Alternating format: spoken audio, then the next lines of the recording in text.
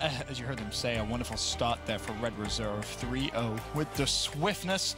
And to be honest, it didn't really look at many times there that eRa were really in that series at all.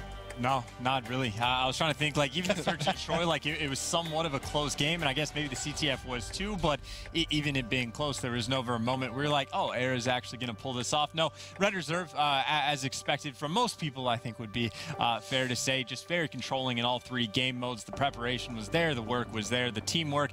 Everything that could go right for Red Reserve did go right. They are just consistently proving that they are absolutely one of the top teams in the world, and the question is just how far can they go? Yeah, that really is the question, and kind of to that point, Joe, how far can they go when we get to our next big open event? I mean, they could go pretty far, right? Like, you think maybe this is in the grand finals?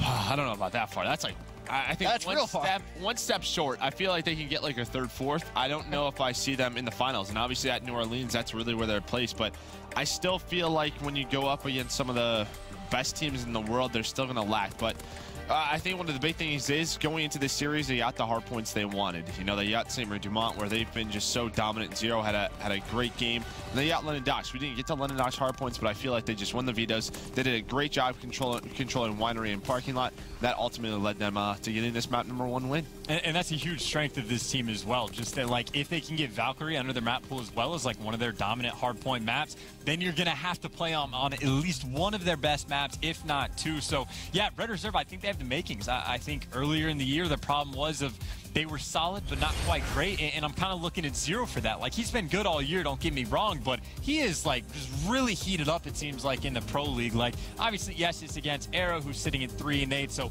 having a 2.46 KD maybe is a little bit less in your mind, but he has been frying. Like, he has been an absolute monster. Almost, maybe not quite, but almost kind of returning to where his peak was. Like, at his best, he was an MVP, and at his worst, I mean, he's still been solid, but if he can even find, like, a middle ground in between that, like, this Red Reserve squad is going to be nasty because Josh has been a beast. Joe is actually, I think, probably one of the positionally better players that we have so far. I mean, even just looking in the CTF, just like, or we can talk about that later, but the sneak caps he's getting, the positions he's putting himself in, right. He's exposing weaknesses in maps very, very well, and then rated, of course, one of the better ARs in the game. Has been pretty disgusting as well, even on Valkyrie, the 4-sub map.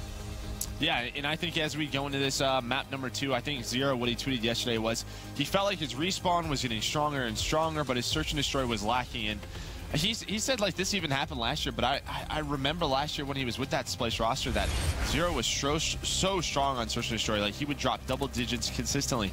But I like what they did. They gave him a map, this USS Texas, where he could snipe. And, well, it started off very well for Red Reserve, but eRa Eternity fought back, but ultimately, I mean, it was just Red who controlled the map, and really, this guy on your screen, Zero, hit some great snipes early on that always made eRa Eternity have to really worry about him, especially on their defense. As you saw, they always had to go back towards those backhanders to try to clear out that position. Early on, it did seem like a live by the sniper, die by the sniper kind of situation of if Zero's getting his kills, they're going to win the round. If he's not, then it's not going to be the case. I think ultimately the biggest factor for Red Reserve's success was just their ability to get the bomb planted at A without dying. We saw like a couple of different strategies coming out for them. I think Josh even had a silencer like sitting in the corner, but he's sitting in the corner because they planted the bomb for the other side, and it happens time and time again. If you get the bomb down, you got the top window, but normally they don't have two people sitting in the exact same spot. And also their ability to get the bomb down in a different location as well, because it makes Zero's job quite a bit easier. He doesn't have to wall bang that little metal grating on the side anymore. He can just see the bomb with the sniper in the back of the map. So I think just a couple rounds they had getting the bomb planted at A were a huge help, and then early on just the snipes from Zero were just as good as it gets. Yeah, and I think this was just a series for me. eRa Eternity, you know, they lose a hard point, and again, this eRa team, this is a team who's been playing better and better. You know, there's a lot of confidence on this roster. I mean, if you look at, you know, 3 players on eRa had a solid game too. It was just Ricky, he was just a bit lackluster. If he's able to step it up, they probably win this game, and who knows what happens if we go deeper into the series. All right, we'll take a look now at game 3. Of course, it was CTF, and this is where the series came to an end in Ardennes Forest. Red Reserve, we actually had the privilege of going to a listening with them as well. Their communication on point, gents. Maybe?